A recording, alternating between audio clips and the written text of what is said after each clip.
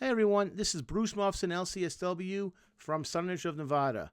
Once again, I'm going to be discussing various topics, and the topic today is going to be Mac Miller's last album, Swimming. As everyone knows, this album was released in August 3rd of 2018, and unfortunately, less than a month later, on September 7th, he passed away through a drug overdose. What we're going to do is we're going to break down each one of his songs, starting with the second one. We've already done his first song, Come Back to Earth. And what we're going to do is a little bit different this time, is that we're changing up our focus a little bit in that for those of you that are watching with us and kind of grown up with us, we've always gone and we've done like 35, 40 minutes per video. And I've broken down each and every lyric. This time's going to be a little bit different. I'm only going to be breaking down select lines that I think are relevant to the overall depth of what he was dealing with. And then I'm going to come down with really emphasize the clinical aspects of what issues he was, striving with and confronting with, such as his depression, anxiety, stress, social isolation, not caring about things, sleeping too much. So that's all to give you an idea of not just understanding Mac Miller better and understanding what he was going through, but to also begin to understand yourselves better. So when these things happen with yourself or with loved ones and friends around you, you now have the signs and awareness of what to look out for, what to say, what to ask, and how to go forward in helping to prevent what happened to Mac happening to everyone here that's going to be watching these videos. Okay. Swimming was a great album, there's no argument, and it was a fantastic album, and it got a very, very strong reviews, and of all of his albums, of his 5 albums, this one that was the furthest on the charts. Interestingly enough, of all the reviews that took place, and they were generally very positive and very favorable, very few of the reviewers really, really touched upon his mental health issues that he was dealing with. The one that I felt was the most relevant of all of them was a comment by Trey Alston of High Snobbity. He concluded that Swimming is the authentic self-destruction album so many artists have attempted before. Here, Mac is in rare form, I'm going to blow this word, sorry guys, chronicling his destruction and rebirth in a way that shows his acknowledgement of the path ahead, but reluctance to step on it without the certainty of companionship at the end, which comes up a lot, companionship, friendship. Whether he continues to walk that path is ultimately up to him, but the Mac that's featured on Swimming will find his way from the darkness. In the process, he's given us a beautiful means to mark the turn of his narrative. Okay, which was interesting and some good insight. Now I want to go into the first of the songs that we have here. And also I want to share something else as well. We obviously talk a lot about mental health issues, duh. But at this time also, we're going to go for the total picture. And I talked about this with my team, and we had come up with some other areas that we need to clarify and define for those that are watching, which are, besides the mental health, it's physical, social, environmental, emotional, and spiritual. In other words, to give you a full picture of what you're looking at and realize not everything is mental health. A lot of times it is, but it's also issues of your environment, who you hang out with, how's your physical health, what's your spiritual health? All these different aspects really give you the total personality of the person and give you a better understanding, not just of Mac Miller and what he was going through, but what you and I and everyone else in this world go through as well. So here we go. This is going to be the second song of the album. It's called Hurt Feelings. And what I want really people to start doing is to learn how to read the signs. Obviously, I have the advancement of doing thousands and thousands of clinical sessions where I look at people, observe them, see how they dress, what they say, what they don't say, and I learn to listen to what they do say and what they don't say as well. So here, in a lot of every one of the songs I'm going to be doing today, there are things that he says that to me just jump out, leap out. And as I said before, had I been his clinical social worker and I saw this album, in itself when it first came out, I would have said this person needs to be admitted for observation reasons, because just simply for the way he's writing. So here we go. Second song, Hurt Feelings. And again, I'm not going to be doing every single line. I'm only going to be doing select lines that I think are relevant and going into conclusion of a clinical breakdown of what I see and how it relates to you, the listener. Okay, don't know what you missing. Shame on you. Shame on you. From my perspective, he's talking about himself.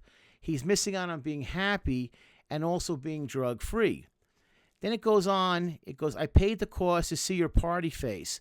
that means it's mine. Keep to myself, taking my time. And what he's saying is I had to pretend to keep the real me under lock and key. And what's the price for that? The price for that is death. And always in some BS and out of line. Driving with my eyes closed, missing out the signs. So always into some BS is the drugs, the drinking, the depression, being unhappy. And driving with my eyes closed is I can't handle what's in front of me. It's scary. And then there's a line here that one of the commenters, it goes, listening to Whitney and whipping it through the city, yeah. Well, they're talking to Whitney Houston and what she went through. And there's a comment by Candy Perkins, and one of the commenters, that reference to Whitney Houston said it all. Driving not to slow down. You're going faster and faster and faster. It's never enough.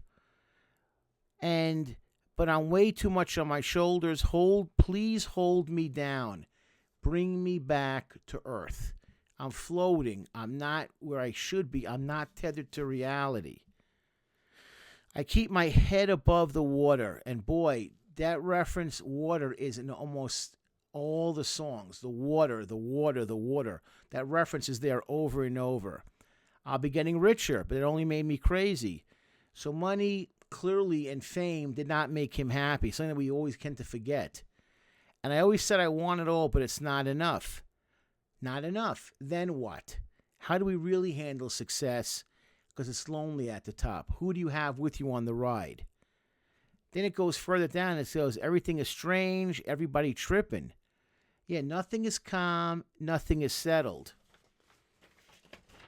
And then it goes, turn the power off and get your water from the spring. Again, he's talking about water as a cleanser, as a place to hide into, as a place to sink into. And then used to be feeling depressed. Now that I'm living, I'm feeling obsessed.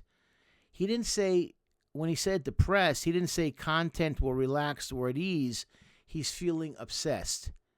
Nothing is ever for him a relaxed state of mind. And finally, I've been going through it. You just go around it. What he's talking about to me is he's talking about his addiction history. Don't go through it. Don't go what I've been through.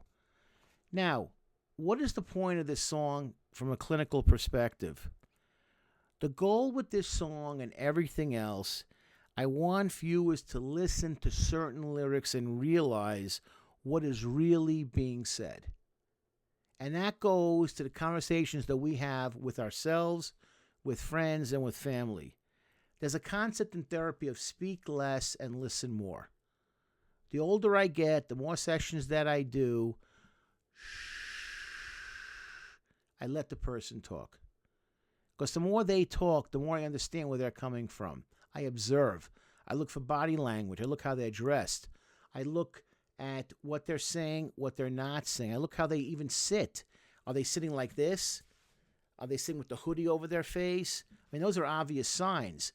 They look at their parents. A lot of times the kids, they do this. When they get nervous, they get frightened, they go like that. They flick. With their eyes flick. If a comment I said struck home, their eyes would look at me. I hit home on that one. I got a punch in. So I want people to start realizing these are the things that you're looking for. You don't have to be LCSW, accomplished therapist, legend in his own mind to get this stuff. But when you start becoming patient, you start to notice. I'm looking for scars on the arm. Are they cutting?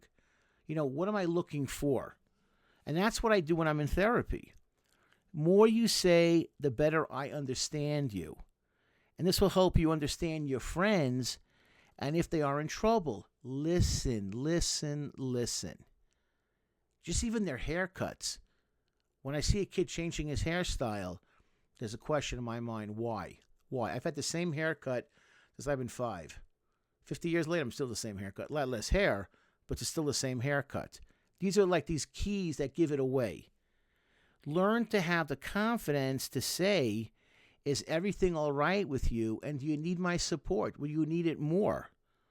Because the reality is that someone that's giving these kinds of lyrics off, or someone that's talking to you in a certain way, they don't have it under control. And that's what they're trying to say to you in so many words. And in their own way, They're reaching out. Help me. Hold on to me. Don't let me drift off. Don't let me fall. Please, please, please grab onto me. That's what I'm looking for. Okay, and with that, that concludes our first song of the day.